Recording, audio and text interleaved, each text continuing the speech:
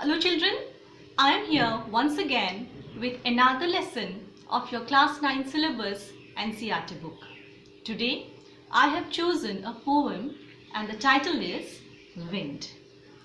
As I always stress upon knowing about the poet or the author before knowing or reading his or her product. So here in this slide we have collected information about the poet. Born in Ittayapuram of Tirunelveli district in 1882, Bharati, the poet, had his early education in Tirunelveli and Varanasi and worked as a journalist with many newspapers including the Hindu, Balabharata, etc. In 1908, an arrest warrant was issued against him by the government of British India for his revolutionary writings. He died in 1918 in Pondicherry. Now, let us come to the introduction to the poem. The poet talks about the destructive power of wind and links it to the hardships faced by people in life. Weak people are crumbled by wind, whereas strong people emerge out even stronger. So, we should be courageous enough to befriend these destructive forces. Now, look at the poem here. Let us have stanza-wise explanation of the poem now. In the very first stanza, the poet is talking to the wind. He asks the wind to come softly. So, he says that wind shouldn't be very strong, rather it should be soft and subtle. Then he says that the wind is very powerful. It is destructive. It breaks the shutters of the windows and scatters the papers. When the wind is very powerful, all the books kept in the shelf fall down.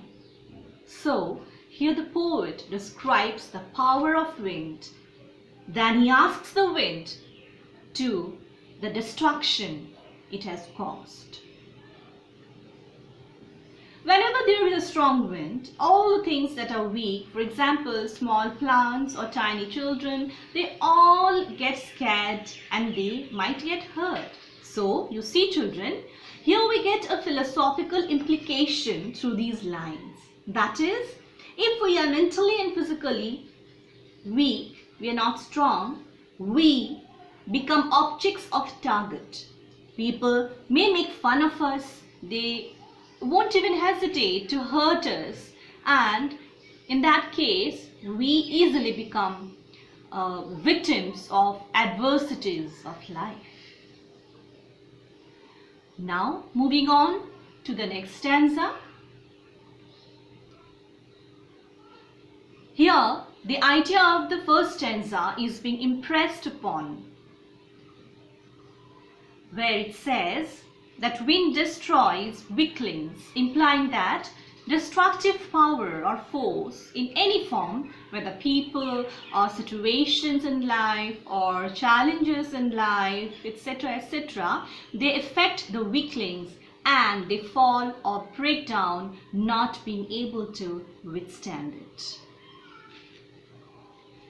Next, finally, the poet says, the wind god winnows and crushes them all.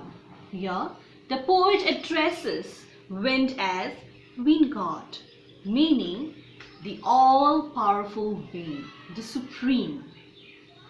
The poet mentions about winnowing. Hope everyone understands it. You are aware of it, you're familiar with it, right? It is the process of separating grain from the chaff. We are being compared to wheat, and wind god separates the weak ones from the strong people and crushes and destroys them. Now moving on to the next stanza. Now, what's the solution.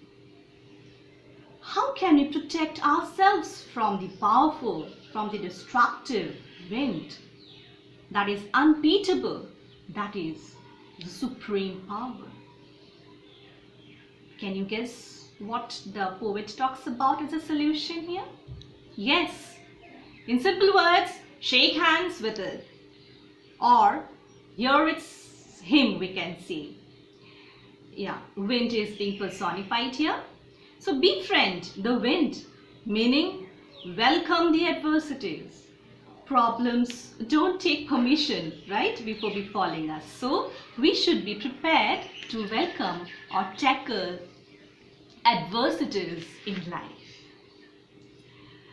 The way wind can't affect strong houses, so we should start building strong houses, meaning we need to make our body strong, our mind and heart strong as well, firm as well, to face these challenges. And once we are strong, these challenges will appear or be like friends. We will not feel that they are troublesome. Now, the last stanza. According to the poet, wind has a special quality. It destroys the weaklings, but strong ones flourish and grow even stronger. It implies that if we make ourselves stronger, both mentally and physically, challenges of life can't crush us, but they will in turn help us by making us even stronger and better than what we used to be.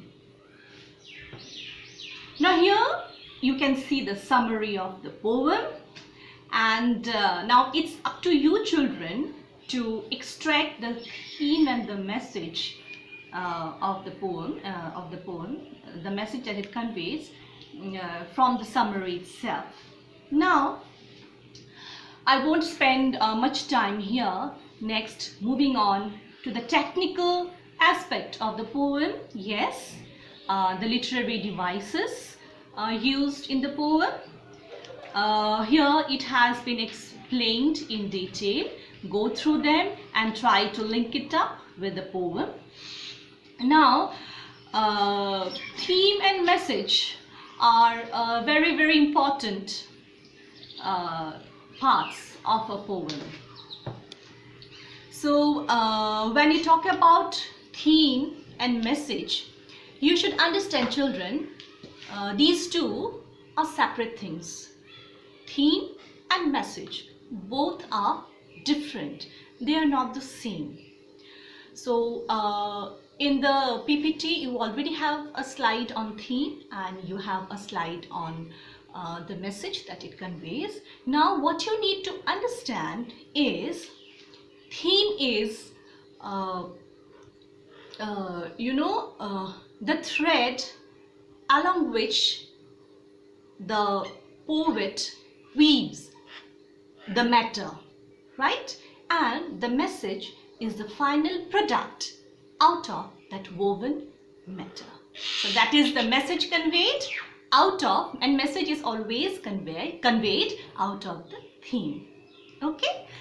So here we have already have a detailed discussion about the poem, its various aspects, and by now I am very sure you have understood the poem.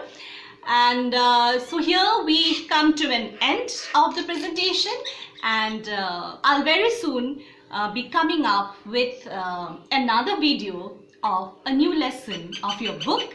So till then, read well, write well, pursue your hobby, and stay happy and stay safe. Thank you.